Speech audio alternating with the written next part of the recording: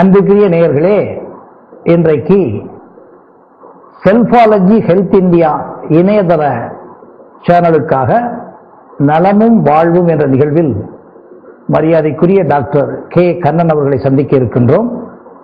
இன்றைக்கு அகச்சுரப்பிகள் பற்றி டாக்டர் கண்ணன் அவர்கள் நம்மளோட நேர்முகம் காண இருக்கின்றார். வணக்கம். இப்போ நம்ம இந்த எண்டாக்ரைனை பற்றி இன்னைக்கு பேசலாம்.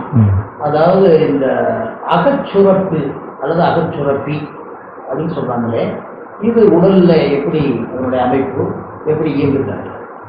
அதாவது உலகத்தில் இருக்கக்கூடிய உயிரினங்களில் கிட்டத்தட்ட எல்லா உயிரினங்களுக்கும் பயன்படும் ஒரு மண்டலம் அகச்சுரப்பி மண்டலம். மனிதனை பொறுத்தவரை சில உறுப்புகளை அகச்சுரப்பி உறுப்புகள் என்று அழைக்கின்றோம். அவற்றை எல்லாம் சேர்த்து ஒரு மண்டலம் என்று கூறுகின்றோம்.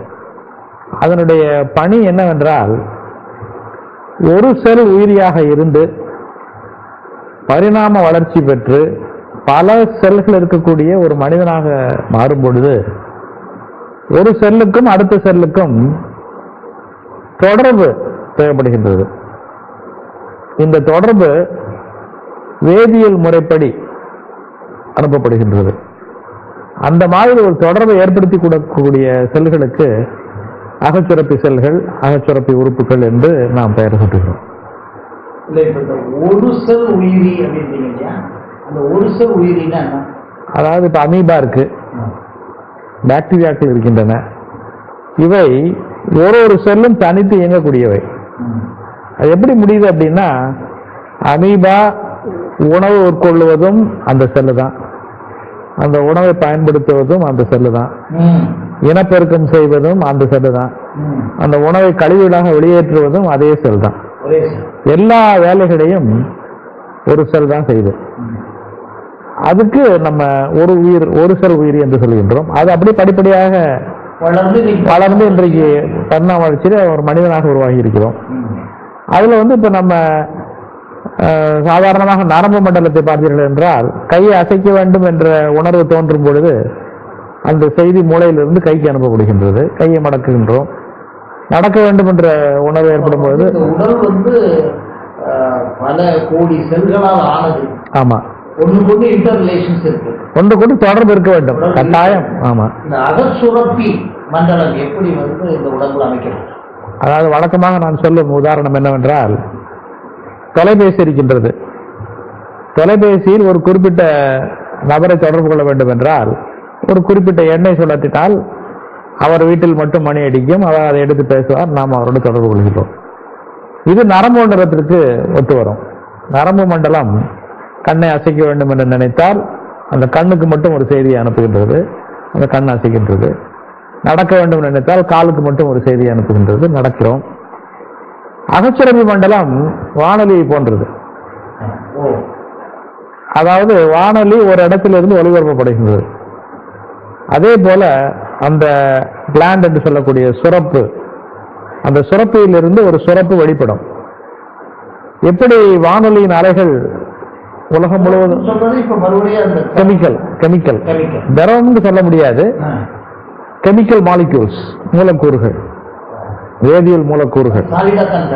சாலிட் லிக்விட் சொல்ல முடியாது, ஏன்னா அது ரொம்ப மைக்ரோஸ்கோபிக் குவான்டிட்டியில் இருக்கு.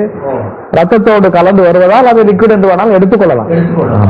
சுரப்பு என்று சொல்லும் போது அந்த சுரப்பு வெளிப்பட்டவுடன் வானொலியின் அலைகளைப் போல அது உடம்பு முழுவதும் பரவும். ஆமா, ஒரு சுரப்பிலிருந்து வெளிவரக்கூடிய அந்த வேதியியல் பொருளானது பரவிடும். ஆனால் உலகத்தில் இருக்கும் அவ்வளவு பேரும் அந்த வானொலி நிகழ்ச்சியை கேட்பார்களா என்றால் இல்லை. அந்த வானொலி பெட்டி இருக்க வேண்டும், அந்த பெட்டியில் அந்த குறிப்பிட்ட அலைவரிசையை திருப்பி வைத்திருக்க வேண்டும், அப்பொழுதுதான் அவருக்கு அந்த செய்தி கேட்கும்.